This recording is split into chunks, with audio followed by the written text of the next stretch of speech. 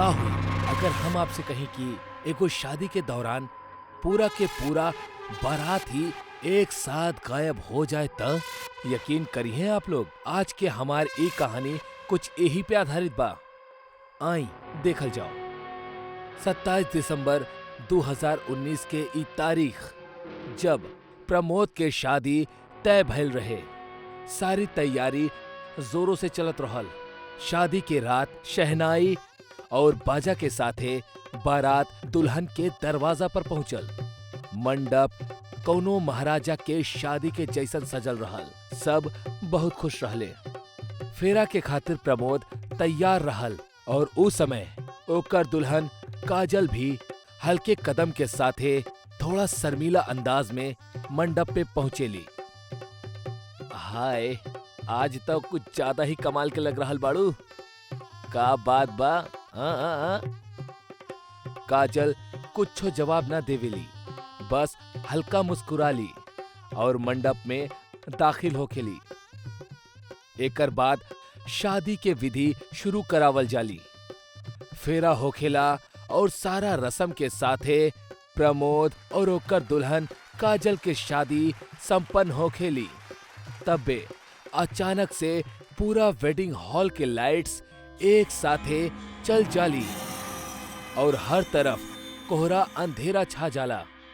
सारा बाराती हल्ला मचावे लगले और यही बीच प्रमोद काजल से कहेला, काजल तू ठीक तो बाड़ू?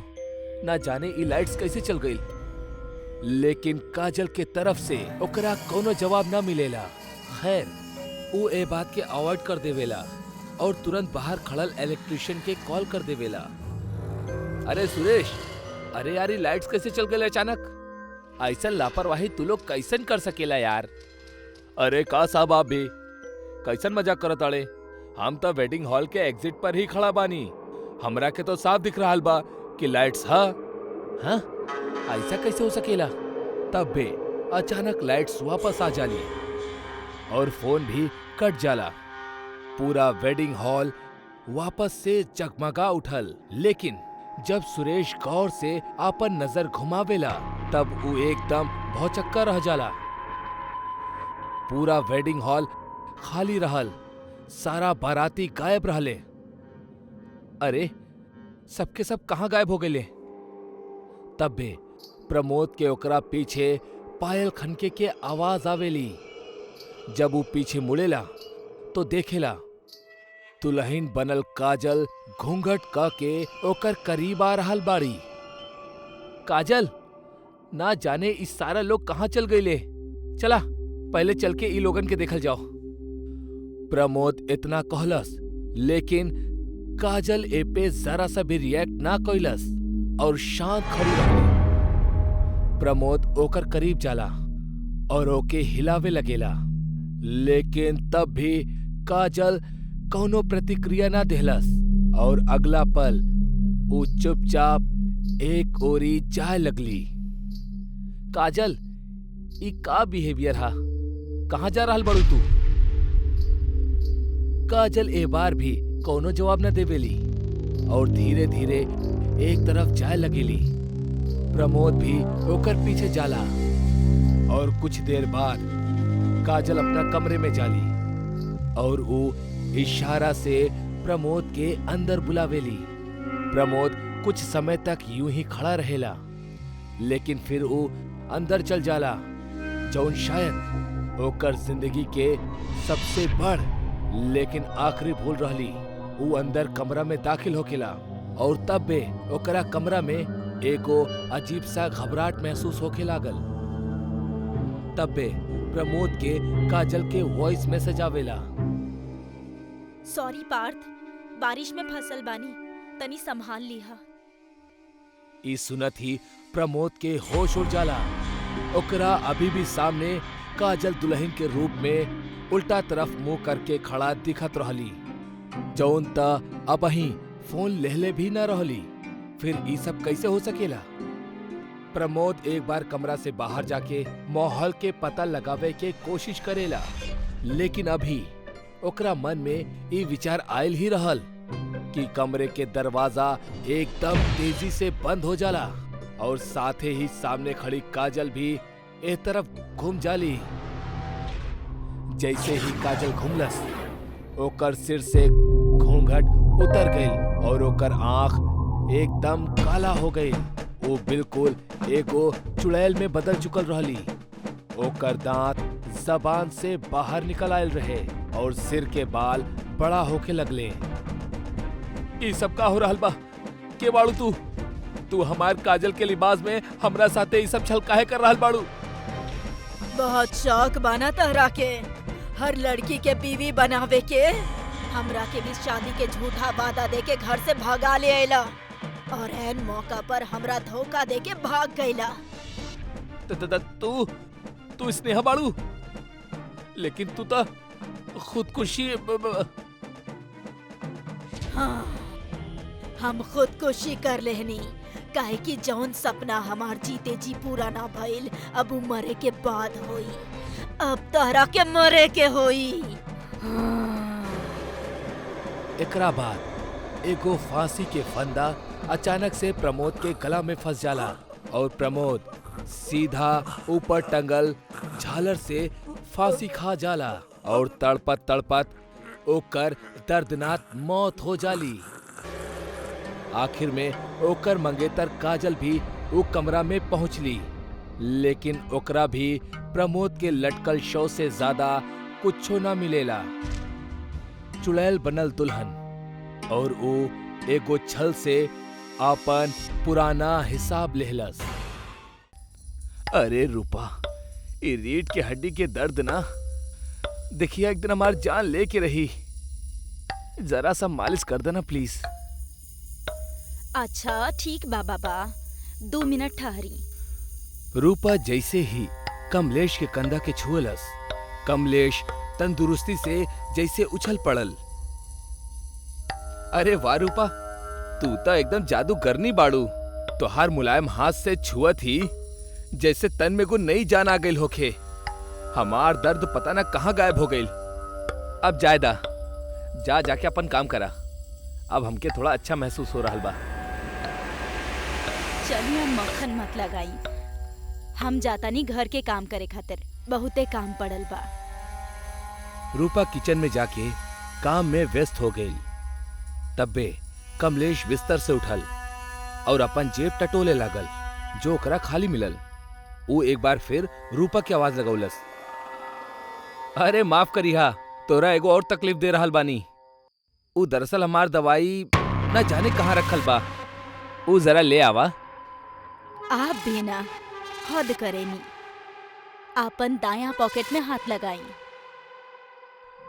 कमलेश जैसे ही आपन दाएं जेब दोबारा से टटोलेला, ओके उम्मे ओकर दवाई मिल जाला। एके देख के वो थोड़ा हैरान होखेला, काहे कि कुछ सेकंड पहले जब वो अपन जेब चेक कैले रहल तब तो ओकरा खाली मिलल रहल, फिर अचानक से दवाई।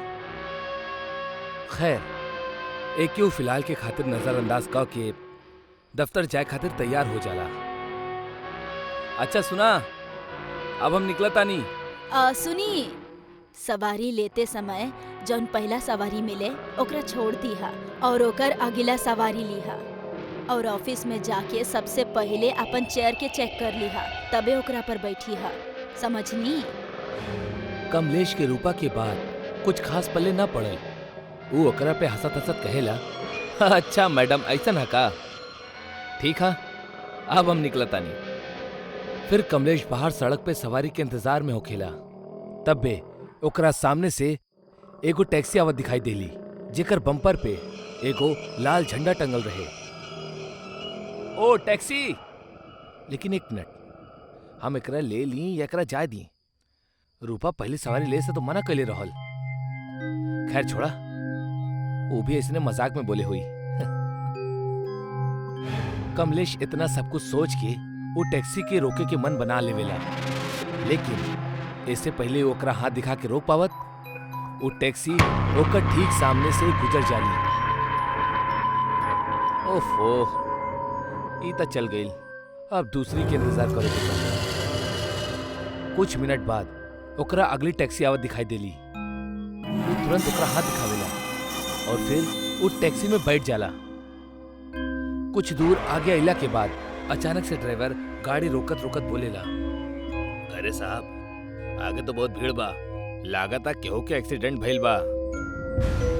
कमलेश उतर के देखेला तो ओकर होश उड़ जाला। ई एक्सीडेंट उहे पहली टैक्सी के रहल जेके कमलेश ना ले रहल। ऊ ई टैक्सी पर टंगल ऊ लाल झंडा के साफ साफ पहचान पावत रहल। कमलेश खुद के बड़ा किस्मत वाला समझत रहल, जौना वजह से आज बाल बाल ओकर जान बच गई। खैर एकरा बाद ऊ दूसरा रास्ता से ऑफिस के खातिर निकल जाला। शाम के ऊ थका हारा ऑफिस से घर लौटेला। का भइल जी, कैसन रहल आज के दिन? अरे रूपा तू आज तोहार बात ता हमार जान बचा लेलस। हमार बात का मतलब? हाँ उहे टैक्सी वाला बात जौन तू बोलले रहलू कि पहला टैक्सी मत लिहा, खतरा है। उहे भइल। जैसे ही हम दूसरा टैक्सी से आगे पहुंचनी हम देखनी वो पहला टैक्सी के एगो भयानक एक्सीडेंट भइल रहे। वाह जी, इत्तेफाक भी न जाने कैसन कैसन हो जाला। अच्छा सुना, हम ऑफिस के काम से एक हफ्ता खातिर बाहर जा रहल बानी। हमार सामान पैक कर दिया। सीधा सीधा काहे ना कहेली, ऊ कलमुही के संगे रंगरलिया मनावे जाता नहीं। लौटी हा फिर बता का कहलू तू? अब ना ना कुछ तो ना कहनी। अगला दिन उस सुबह सुबह अपना काम के सिलसिले से निकल जाला और एजे रूपा एकदम अकेली पड़ जाली। यहाँ कमलेश सड़क पार करत रहल और हर बढ़त कदम के साथ ओकर खुशी दुगनी हो चल जात रहल।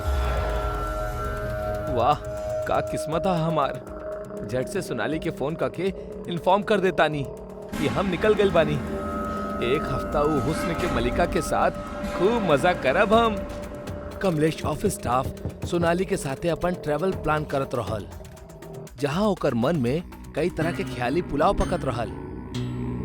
एक हफ्ता बाद कमलेश खुशनुमा तरीका से अपन घर लौटेला। रूपा रूपा कहाँ बाड़ू तू? वो इतना कह के जैसे ही घर के अंदर दाखिल होखेला, घर के नजारा देख के ओकर पैरों के तले जमीन खिसक जाली। पूरा घर बिखरा पड़ल रहे, सारा सामान टूटल फूटल फर्श पर बिखरा पड़ल रहे। तब में अचानक घर के ट्यूबलाइट ब्लिक करे लग जाली। घर के इतना गंदा माहौल देख के कमलेश के रूपा के ऊपर बहुत तेज गुस्सा आवेला। वो चीखत हुए अपना बेडरूम की तरफ जाला। रूपा रूपा ई का हालत कर देले बाड़ू तू घर के? हम एक हफ्ता खातिर घर से बाहर का गई नी, तू ता हमार घर के कबाड़ खाना बना देलू। इतना बोलत ही कमलेश जैसे ही अपना बेडरूम के दरवाजा हल्का सरकावेला, सामने वो खौफनाक नजारा के देख के ओकर रूह कांप उठेली। वो देखेला ओकर बेडरूम साक्षात कसाई खाना बनल बा। कमरा के छत पे झालर के बजाय लाश टंगल बा, जेके बदन से खून के एक कतरा भी बाकी न छोड़ले बा। उहे कमलेश तबे रूपा के देखेला, जौन की एगो चुड़ैल में बदल चुकल रहल और लगातार कच्चा मांस के टुकड़ा के चबाए जात रहली। बाप रे, हमार पत्नी तो चुड़ैल बाड़ी। जल्दी से हमरा के निकले के पड़ी यहाँ से। हम एकर असली चेहरा देख ले बानी ता शायद अब ये हमऊ के मार दी। इतना सोचत सोचत कमलेश तुरंत पीछे हट जाला, लेकिन तबे रूपा घुर्रात घुर्रात बोलेली, ता गइला तू वो कलमुही के संगे रात गुजार के।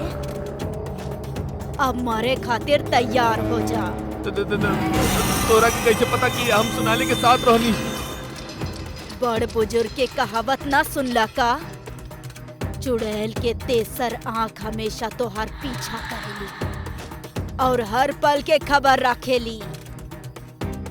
कमलेश घबरा के भागे की सोचत ही रहल कि तबे पूरा घर के लाइट्स एक साथ फ्यूज हो गई। जैसे कमलेश के आंख के सामने एकदम अंधेरा छा गई।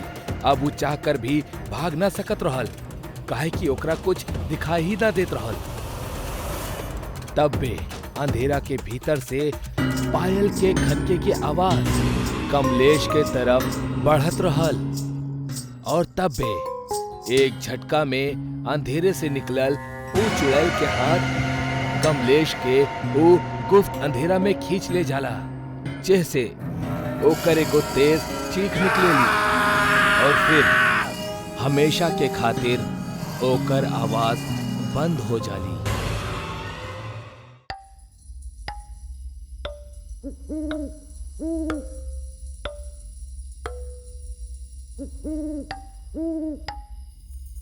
अरे हाँ दादाजी, हम समझ गए नहीं आपकी बात। हम गांव में भोरे में आई, राती में ना आई, और अगर कोनो अनजान इंसान दिखी तो हम ओकरा के ना टोकब। कितना बेरी आप हमरा के एक ही बात समझावेले। चलिए अब हम फोन रखत तानी, काहे कि निकले के तैयारी कर रहल बानी। अतुल 25 साल के एगो खूबसूरत नौजवान रहल। वो अपन इंडिविजुअल फैमिली के साथे शहर में रहत रहल, लेकिन ओकर अपन गांव और गांव के पुश्तैनी मकान से कुछ खास लगाव रहल। यही वजह से जब भी ओकरा मौका मिलत वो अपन गांव जाइत और घूम के वापस आ जाइत। अतुल आज करीब 3 साल के बाद अपन गांव जात रहल, जहां वो हाल ही में फैलल एगो दहशत से पूरी तरह अनजान रहल। आज पूर्णिमा के दिन रहल। सुबह के 7 बजे ही अतुल ट्रेन पकड़ ले रहल और तकरीबन शाम के 5 बजे अतुल पहुंच गई अपन जिला राजगढ़ में। यहाँ से होकर गांव करीब 5 किलोमीटर दूर रहल। अतुल स्टेशन पर उतरेला और बाहर निकल के अपना गांव जाए खातिर सवारी के तलाश करेला, लेकिन वो ये देख के हैरान रह जाला कि वहाँ मौजूद एक भी सवारी राजगढ़ जिला के कौना भी गांव जाए खातिर तैयार ना रहल। तब बे अतुल एगो टांगे वाला से बात करेला।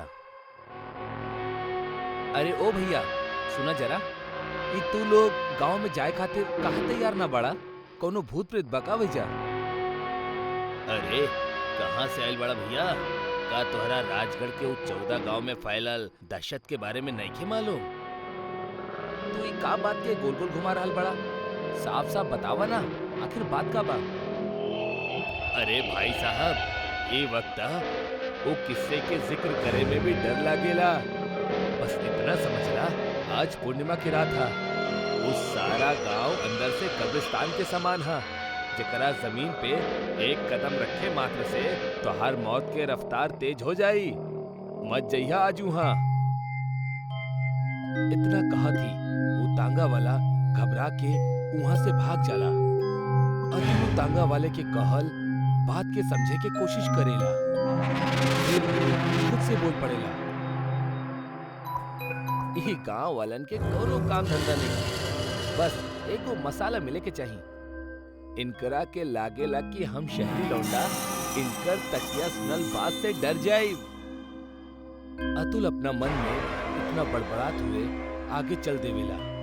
ओकर हाथ में ओकर एगो सूटकेस रहल, जेके लेके अतुल बिना कोनो सवारी के पैदल ही गांव की तरफ चल देवेला। ओकर रास्ता भयानक जंगल से होकर गुजरे के रहल। अतुल के शुरुआती कुछ समय सही बीतल। वो सड़क के खत्म करत करत अब गांव के ऊ जंगल में दाखिल होने ही वाला रहल कि तब बे ओकर फोन बजे होला। अरे यार, दादाजी के फिर से कॉल। अतुल दादाजी की कॉल उठावेला। अतुल बेटा, सही सलामत बड़ा ना? आज के रात कौनो होटल या लॉज वगैरह में गुजार लिहा। गाँव आवे के गुस्ताखी मत करिहा, काहे कि गांव में एगो बहुत ही खतरनाक चुड़ैल भटकेली। आकर्षक मर्दन के दादाजी अब ही इतना कहले ही रहले कि अतुल के फोन बैटरी लो होखला की वजह से बंद पड़ जाला। कोशिश करते रहे। तांगा और दादाजी दोनों के बात लगभग एक ही जैसन रहल। तो कहीं सच में ना अब बस एको जंगल ही तो पार करे के बाद जल्दी जल्दी चलता। अतुल अपन कदम तेज कर लेवेला। कुछ देर बाद ओकरा एगो तेज खुशबू आवेला। वो अचानक ऊ खुशबू के तरफ आकर्षित हो जाला और ओही तरफ जाए लगेला। वो कौनो इत्र के खुशबू रहल, बड़ी मनमोहक। अतुल वो इत्र के खुशबू के तरफ आकर्षित हो चल जात रहे। वो एगो शादी के मंडप जैसन दिखे वाला एगो वीरान पड़ल मंडप के पास जाके रुक जाला, जहां सामने ओकरा दुल्हन के जोड़ा में खड़ल एगो औरत दिखाई पड़ल। अतुल पे वशीकरण भइल रहे और यही के चलत उस शादी के मंडप तक आ पहुंचलस। एकरा बाद अतुल धीमे धीमे मंडप के अंदर दाखिल होखेला और फिर वरमाला पहनावेली और ओकर ठीक बाद अतुल भी ऊ औरत के ऊ वरमाला पहनावेला। अतुल अपने आप विवाह के सारा रस्म के करे लगेला। विवाह संपन्न हो जाला के बाद अतुल अचानक से बेहोश हो जाला और जब ओकर आंख खुलेली तब वो होश में आ चुकल रहल और अपन कंट्रोल में रहल। ओकर पूरा शरीर में एगो भयानक दर्द हो उठल रहे। अतुल वो दर्द से परेशान उठे के कोशिश करत रहल, लेकिन ई का अतुल के हाथ और पैर दोनों किनारा से बंधल रहे। तब्बे ओकरा अपना सामने एगो औरत घूंघट में आवत दिखाई देवेली। वो औरत के देख के अतुल चीखब और चिल्लाइल शुरू कर देवेला। के बाड़ू तू और हमरा इस तरह काहे कैद करके रखले बाड़ू? फिर वो औरत आपन घूंघट उतारेली। ओकर चेहरा देख के अतुल के पूरा शरीर कांपे लागेला। वो जलल चेहरा वाली एगो डरावनी औरत रहल, जेकर आंख के पुतली गायब रहल और पूरा चेहरा से लाल खून झलकत रहल। इतना डरावना नजारा के देख के अतुल कांपब शुरू कर देवेला। के बाड़ू तू? हमरा जायदा, हमरा छोड़ दा। वो औरत अतुल के करीब आवेली और फिर ओसे एगो भारी आवाज में कहेली, हम तहरा से शादी करके तहरा यहाँ ले आईनी, बाकी हमरा के मालूम पड़ गइल कि तू हमार पति नहीं खा। एही से अब तहरा के मरे के होई। हमरा मत मारा, छोड़ दा हमरा के, जा दा हमरा के। अतुल वो डायन से रहम के भीख मांगत रहल, लेकिन रहम इंसानन में होखेला, डायन और पिशाचन में ना। अतुल के ठीक बगल में रखल खंजर हवा में अपना आप उठेली और वो खंजर अतुल के सिर से आर पार हो जाली, जैसे अतुल तड़प तड़प के मौत के नींद सो जाला। अतुल के भी मृत शरीर गांव के बूढ़े चौराहा पर मिलेला, जहाँ वो विधवा डायन से शिकार भइल लोगन के मृत शरीर मिलेला। अतुल के लाश के बगल में कुछ लोग इकट्ठा भइल रहले और तबे अतुल के दादाजी वहां पहुंच जाले और ओकर लाश देख के रोअब शुरू कर देवेले। अरे हम मना कैले रहनी, गांव में सूर्यास्त के बाद मत आइहा। ओ अभागन डायन जान ले ली। हम आगे कुछ बताई कि तब में फोन कट गल रहे। अरे भगवान, ये सब का हो गई? ये विधवा डायन की कहानी बहुत अलग है। गांव वालन के मुताबिक ऐसन डायन सिर्फ मर्दन के शिकार करेली और वो मर्दन के जौन जवान बाड़े और शादी के लायक बाड़े। विधवा डायन के दास्ता ई बयां करेली कि 2 साल पहले ओकर शादी भइल रहे। शादी के तकरीबन 1 महीना बाद तेज बिजली के झटका लगला की वजह से ओकर पति के मौत हो गई। शादी के 1 महीना बाद ही वो विधवा हो गई। बस यह शौक में वो खुद के जान ले लेलस। लेकिन कुछ लोग इहो बतावेले कि वो खुदकुशी ना कैलस, बल्कि गांव के ही कुछ वैशी दरिंदा लोग ओकर पति के ना होखे की मजबूरी की वजह से ओकरा घेर ले और ओकर बलात्कार क के ओकरा मौत के घाट उतार देले। अब आखिर में ई घटना के का सच है ई त केहू के भी ठीक से नहीं खे पता, लेकिन लोगन के मुताबिक वो औरत के मरद ही वो एगो विधवा डायन के रूप में जन्म लेहलस और शाम ढलला के बाद वो राजगढ़ में छिप छिप के नजर रखेली और जैसे ही ओकरा कोनो जवान युवक दिखेला ओकरा अपना इत्र के वश में क के ओकरा से शादी कर लेवेली। और जब ओकरा पता चलेला कि वो ओकर पति नहीं खे तो ओकरा जान से मार देला।